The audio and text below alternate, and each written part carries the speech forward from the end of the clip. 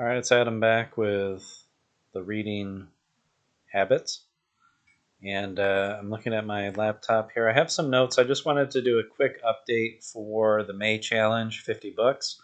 Currently, I'm soon to be done with my 35th book, which just leaves me with 15 left to go, and I still have 10, well, actually 11 days left. So I think I will comfortably reach the finish line. But I wanted to talk a little bit about some things that I feel like I have noticed as I've been doing this challenge. First off, I don't normally read this amount of books. Yeah, I've never done this many books or read this many books in 1 month before. The most I've ever read in a year was 130, 40 maybe. And I was really trying. I was spending every spare moment I could reading that year, and I was really spent at the end of it, and I don't recommend it. I'm going to say I don't. After this challenge, I'm not going to um, suggest giving yourself a number of books to read. I don't suggest that anymore. This month's challenge is just kind of get back into a strong reading habit, which has been successful. I do find myself reading in all of my spare moments. I'm starting to choose to read over probably things that I really should be doing instead. So it's almost starting to reignite an addiction to reading, which is not what I want. I want a habit of reading. I don't want an addiction to reading.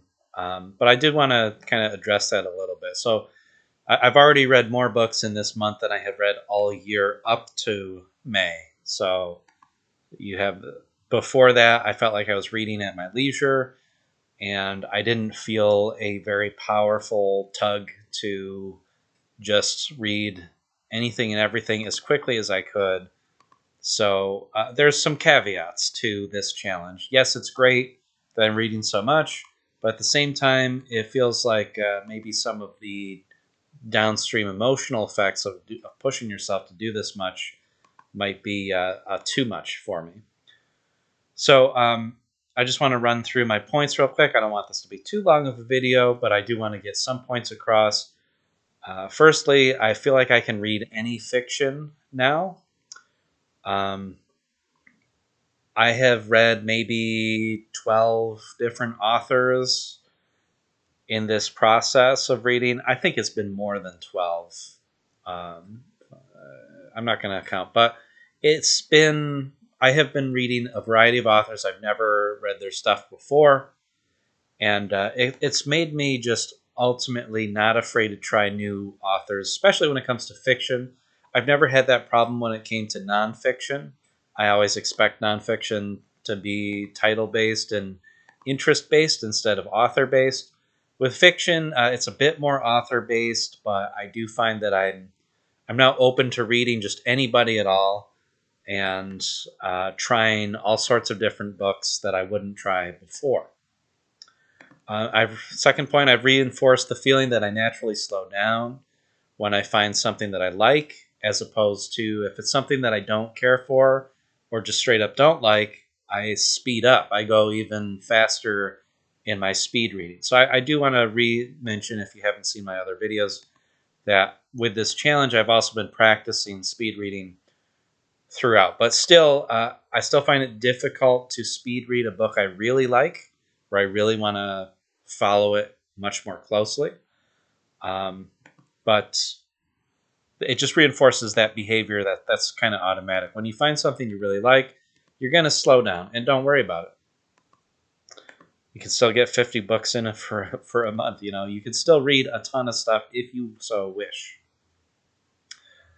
Because I've been mostly reading what I call boomer books, which are these 300, 400 page novels written by guys like John Grisham, Brad Thor, Vince Flynn, Lee Child.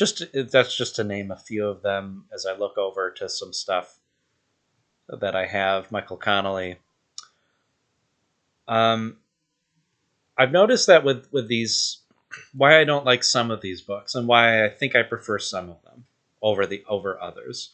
It has nothing to do with the plot or the story or even the characters, but it has everything to do with the style of writing. So I don't like when an author inserts too much short dialogue.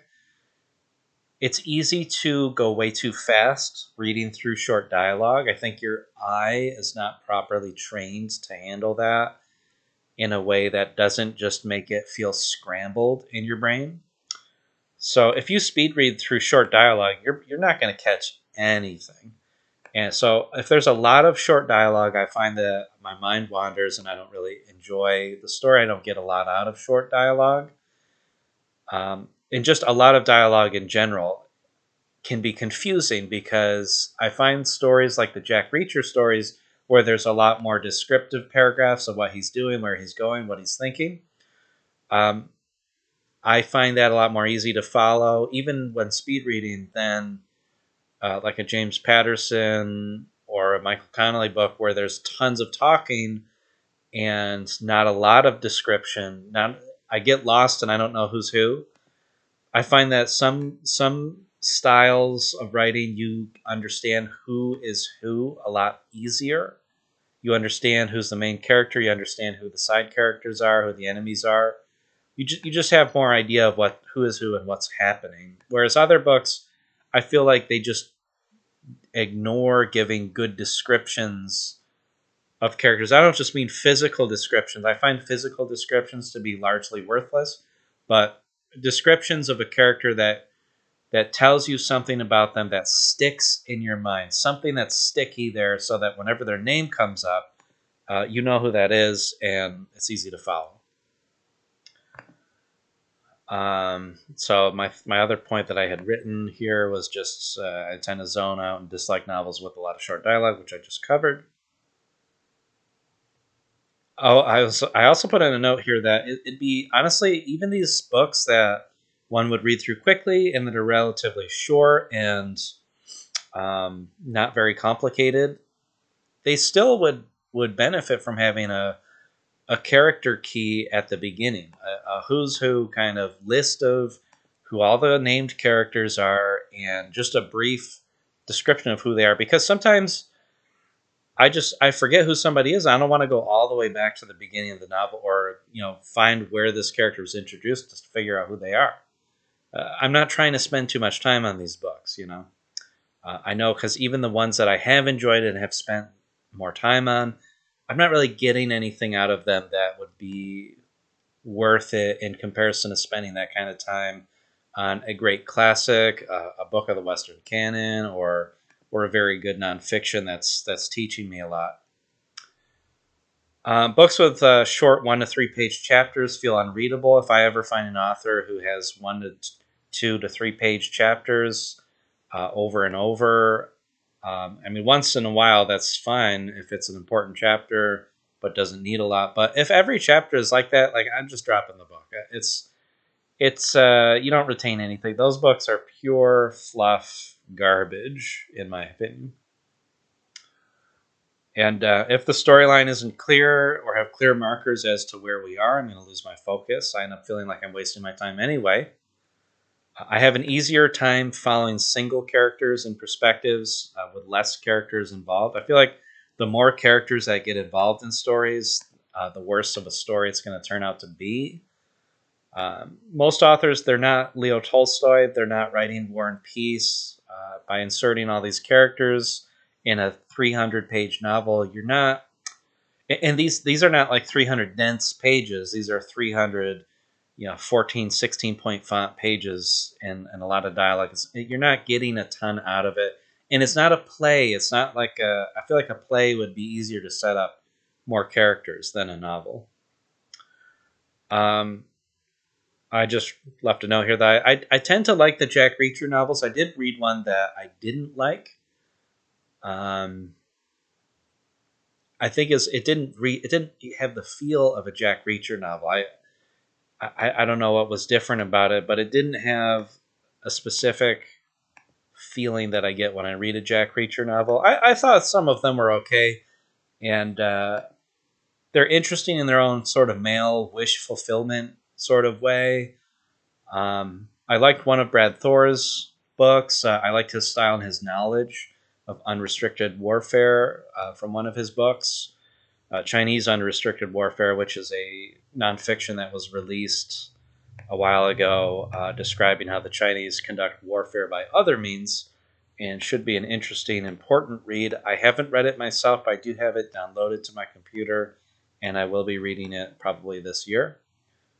Um, Police detective novels tend to be a complete bore to me. I discovered I really like New York Dead by Stuart Woods a lot, but that was the only one I liked. Every other police detective book that I read, I just didn't care for. Found them quite boring.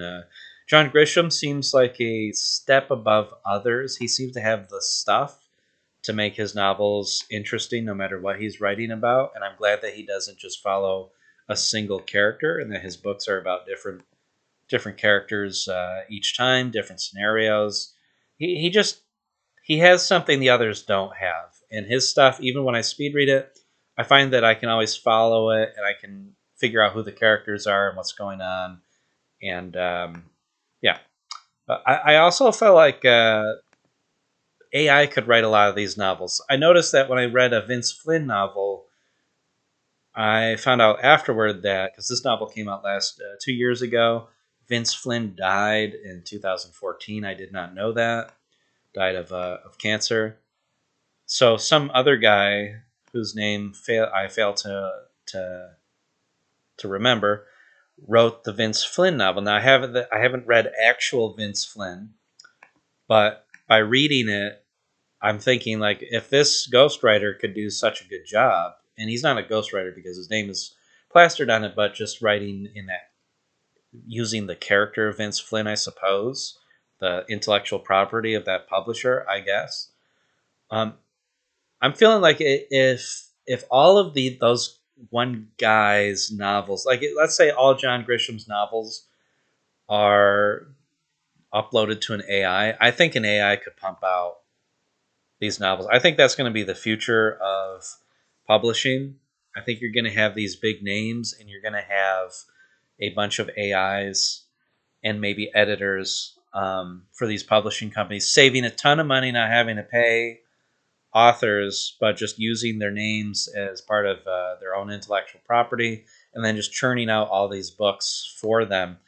But I just don't know if the audience for these books is going to continue on. I mean, we have this, dare I say, crisis of young people today not being interested in reading books, maybe even not being capable of it because of TikTok and YouTube Shorts and social media in general, and video games to a certain extent. There's a lot more just entertainment options out there.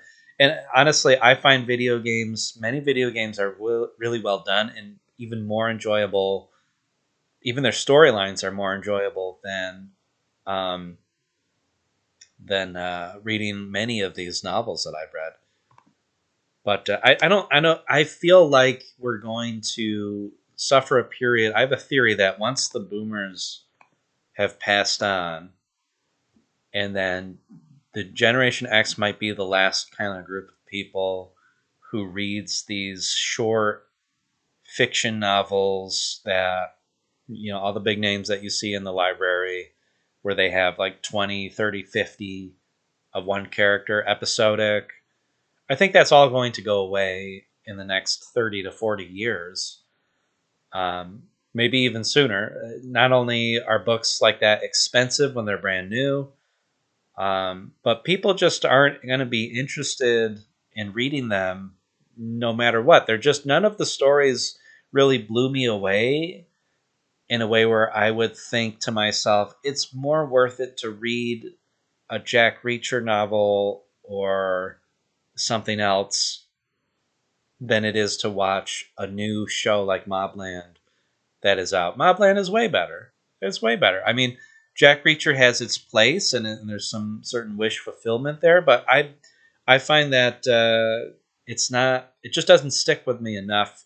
It's not good enough to replace good TV shows. It's not good enough to replace good video games. And I feel like it's definitely not as entertaining as watching a bunch of YouTube shorts. I occasionally watch YouTube shorts, and I find them far more interesting from just a pure entertainment perspective than a lot of these novels, sadly. Also, these novels are not doing anything for literature. They're not. None of them are literature. None of them are actually. I don't feel like I've grown in any way reading all these books. So I'm actually going to try for the last 15 books. I'm going to try to read stuff that I have around my house. Free books that I picked up from a used bookstore. They had free books on the outside and bins, and I just grabbed a bunch. And I think I'm going to finish up my reading with a mix of nonfiction and some of the fiction that I've grabbed. I have some novels sitting around that I haven't touched in ages, and I'm thinking about reading them. So that's going to be my plan to finish out because I'm sick of. Honestly, I'm sick of all these other fiction books. I think I had my fill. I don't need to spend a few months going through the entire works of several of these authors. I don't think I'm going to do that. I'm just going to keep pursuing what I find interesting. But yes, books are interesting to me again. I went through this period where when I first decided I wanted to do a lot of reading, I realized that uh, I was open to reading anything and everything because I didn't know what I liked. So I was starting to just read whatever I could get my hands on. And I feel like that has come back. I feel um, the joy of reading that I first experienced. Like I suddenly opened up this great big world, and now I can do all this reading and learn all these things. So that passion has been reignited just by forcing a ton of books down my throat. So if you want to develop a passion for reading, forcing yourself to read tons of books, I think will do that for you. You just have to be careful because I think I know I need to stop reading and actually do other things with my life. I'm starting to put off more important things, chores and work and business that should come first. I'm starting to put that off in favor of getting through a book, and that's not good. That shouldn't that I need to tone down, and that's why once this month's challenge is done, I'm not doing it again. I'm not like let's go for 75 or something. I'm not doing that. Um, but otherwise, I think that I'll leave it at that. I don't want to do too much more yapping here and boring you to death. But this is kind of what I've experienced. I'll do another video of these once I finish, hit the 50, and I'll let you know if I've gained any other insights or what experiences or just different authors that I enjoy. I don't know. Maybe I'll even go through each book that I'll just briefly mention each book that I did read and just kind of maybe not. I don't know.